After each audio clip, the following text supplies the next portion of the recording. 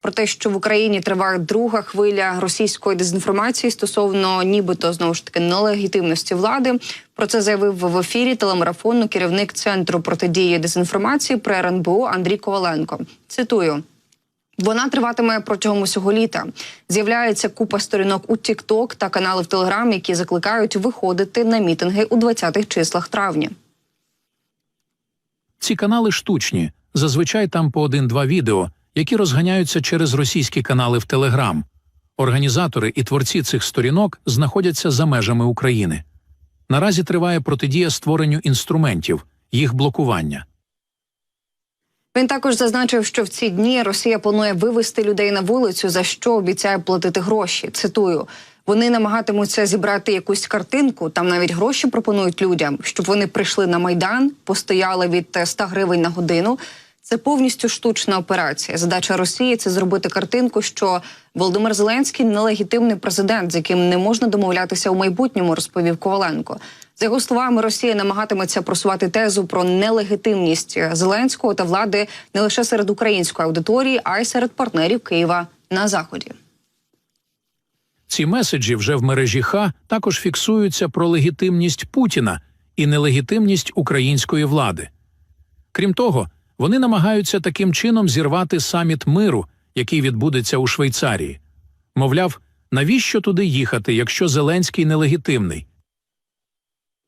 Як повідомляв Уніан, українська сторона попереджала, що спецоперація «Майдан-3» досягне своєї кульмінації у березні-травні 2024 року. Впродовж найближчих тижнів ворог кине максимум зусиль на розповсюдження деструктивних для світової безпеки наративів і спроб розпалювання конфліктів. Російські спецслужби хочуть через багатовартісну операцію «Майдан-3» підготувати підґрунтя для розгрому Збройних сил України у червні цього року.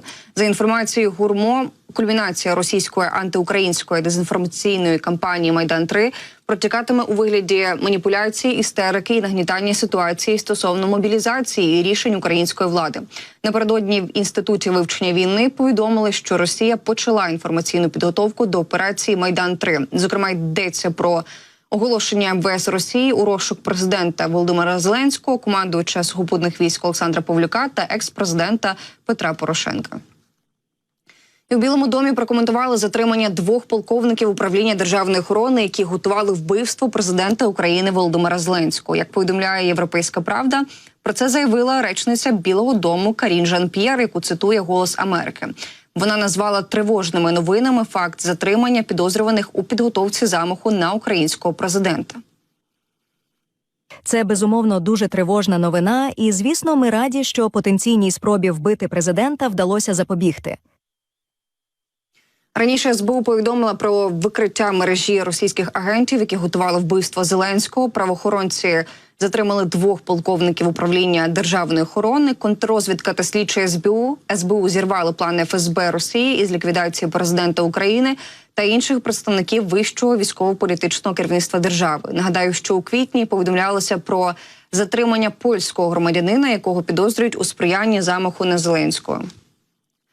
У Єврокомісії заявили, що участь кількох дипломатів ЄС у так званій інавгурації Володимира Путіна у вівторок не ставить під сумнів позицію Євросоюзу про підтримку України. Про це на брифінгу в Брюсселі у середу заявив речник зовнішньополітичної служби ЄС Петер Стану. Повідомляє «Європейська правда». Участь дипломатів кількох країн ЄС в інавгурації глави Кремля насправді не ставить під сумнів погоджену позицію ЄС щодо підтримки України у війні проти Росії, зауважив Стан. Ця подія у Москві була скоріше протокольним питанням, включно із запрошенням послів з країн у всьому світі.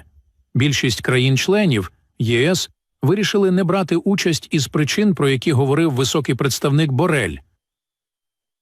Речник додав, цитую, «Ми усі, 27 держав-членів, дуже чітко проголосили, що ми думали та що думаємо про ці так звані президентські вибори.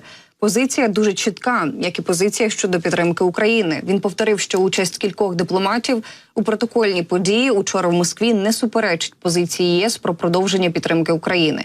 А посол Євросоюзу в Москві на церемонії не був. Керівник дипломатією ЄС Жозеп Борель напередодні розповідав, що дав країнам Євросоюзу рекомендацію не відправляти своїх представників на так звану інавгурацію. За його словами, українцям та багато кому у світі буде важко зрозуміти, чому у цій ситуації європейські представники будуть присутні на цій інавгурації в Москві. Утім, на інавгурацію Путіна у вівторок, за даними ЗМІ, все ж вирішили приїхати дипломати щонайменше 6 країн ЄС – це Франції, Греції, Кіпру, Мальти, Угорщини та Словаччини.